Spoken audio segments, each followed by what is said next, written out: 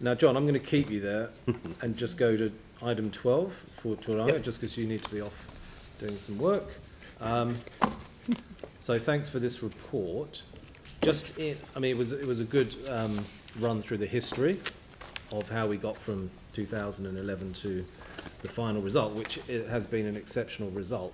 The one bit that I would have liked to see in here that wasn't in here was just a bit more detail around the lessons from the budgeting process. I mean, obviously we've got the increase, which is more of a kind of design and cost share issue, but in terms of what the lessons were learned from the actual construction, you know, I remember we had the problem with the windows coming in, which was, you know, that's a lesson. How the contingency was deployed. So just a little bit more information around that would be good. My understanding is that this is the intention of this report is to fairly closely follow the end of the project, and that's my fault that it's taken a little bit longer, but I've had other things to do. Yes. And a full closeout report incorporating a detailed lessons learned schedule, which I am working on, is going to come to you in the future, including so lessons learned across the finance and construction, every stage of the project. So yeah, that will come to you guys in the future. Good. Okay. Excellent. Aaron. Well, it's a follow-on from Yanni's disability question with the town hall. It's that was a heritage building, so there's some obviously disabled people were a lot smaller when that building was built than they are now. But so the doorways are very narrow, and on the library, the disability toilet doorway is the same as the other doorways because the architect didn't want a difference. But that's an 830 wide, whereas the New Zealand limit is 760, but that's the second smallest in the world. It's certainly not global best practice, and Christchurch wants to set a benchmark going forward. So I just wanted to highlight that on this project. But how do we, going forward as a council, make sure that our designs are our best practice, not just pass a barrier-free audit, which is a very low level globally, and we're a global city. Like it's not good enough to say, oh yay, we're over the pass mark, when the pass mark's really low. You set the bar through your scope and specification. Yeah, I think that's a design, and through your procurement process as well. So just to be clear, I mean we're not over the bar. Yeah. We're right at the top of the bar as far as the barrier-free and accessible audits were conducted here. We're about 92% of in that order, I think, from the top of my head, which is like a platinum award as far as I'm aware for the library. So whilst I appreciate what you're describing, on the whole, that essentially means that we've adopted a significant number of the recommendations they identified for the project. Yeah, but the problem is that barrier-free are working to a low standard. They're not working to international best practice. They're not using... Why don't you guys raise this in the disability group? Okay. Yeah. Okay. But it will be part of the final closeout report. Yeah. We'll cover all of that. Yeah. Well, Jan's point was it had been raised right before the project started, and then we end up with an 830 versus international best practice as a metre. Well, in the final report, we'll get that info. Yeah. Dion? Just a couple of questions on the split. I'm just looking at page 80, the funding splits. So I'm just wanting to understand the Crown's contribution was 19.3 million. No, it says at 5.1 the split was 19.36 million. Did the Crown pay all of that money, or was that? I'm just trying to get an understanding of how much the Crown actually contributed. You move on to 5.4. 5.1. Well, there's also 5.4 as well. Yeah. It clarifies that so 5.1 describes the numbers that you'll see in the cost sharing agreement. Yeah. And 5.4, 5.2, 3, and 4 run through essentially what happened subsequent to the cost share agreement. So yeah, the position presented in 5.4 is that the Crown's contribution was in the order of 7.2 million. So they actually paid a lot less in the end than was described in the cost share agreement. Yes. So they got a good deal.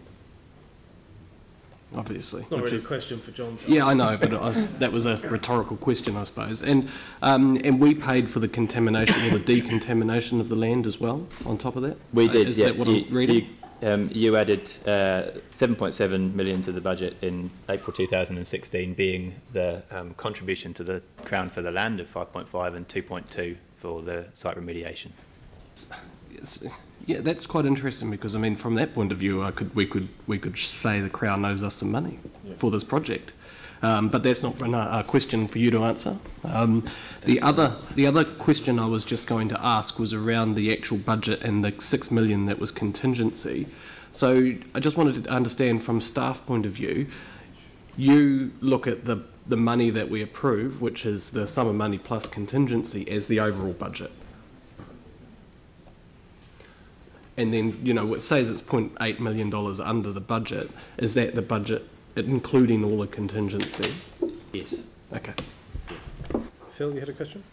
Yeah, perhaps Alistair might answer this. When the cost of the touchscreen was announced, there was a lot of criticism of that, as we know. But I just wondered, Alistair, and when we went to the opening of Tūranga, we were really impressed with that part too. But I just wondered if you were able to give us any indication of feedback around that part of Tūranga. Numbers. Yeah, I mean, again, I'll dig at Gibson, who we work with. They maintain a detailed set of statistics about interactions with the wall, and I'll provide that through the full closeout report, but I'll provide it to you in the meantime, because it's really interesting data. I mean, the number of interactions with it is huge, you know, they can provide a whole load of data about that sort of stuff, and it's really positive. So Look, it's something that's been raised recently with Carolyn Robertson, as well, as to what those analytics that you get from the searches, if you will, mean to the libraries as well, and how they educate the next steps that they want to, and how they want to utilise the Gibson Wall. So it's about evolution, the evolutionary process to develop the Gibson Wall in the right way for the right reasons. There's a lot of information. Last time I spoke to Carolyn, which is a long time ago, it was about 2.5 million activities that occurred on the screen. So it's be way more than that now. Be interested to hear a bit more later. Yep. Thank you. Okay, thanks very much. Yanni.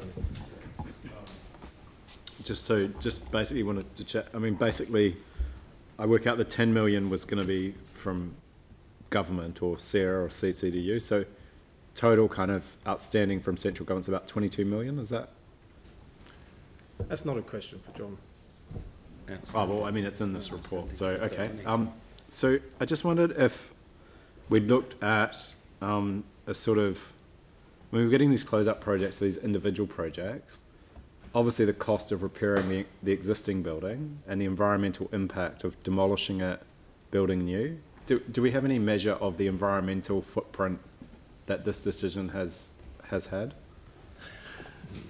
No, I don't think we've got a measure on that, to be honest. And we're talking about the town hall. No, the library. So we knocked over a building that we could fix for 8.8 million. We've spent nearly 100 million, well, less than 100 million, 90 million on a new building. We've, you know, used a whole bunch of energy and embedded carbon. So I just kind of wonder what the environmental cost has been to that. I don't know that we don't have a comprehensive assessment, but I'd be very surprised if we do, given that as I understand it, the trigger for the decision to shift from a repair to a rebuild was the blueprint. Yep. So I'd be surprised if we've made a judgment in that direction on the basis of an overall analysis. Yes, but I think it speaks. I mean, I think it's not in this report. Well, it's not, but I think it's an important thing to record. We did it with the town hall. That's fine, and actually but it's a different question. So you can say, actually, you would like some information on the environmental footprint of the demolition of the central city. That's a completely different concept. Yeah, well, specifically for the library, though, what the environmental cost has been around the library project. So can we get that? Yep. Yep, got it. Cool. I'll find it. Any more questions? Okay, thanks very much, John. Have a resolution to receive the information in the report. Happy to move. Seconded Phil. Any debate? Put the motion. All in favour say aye. Aye. Against, that's carried.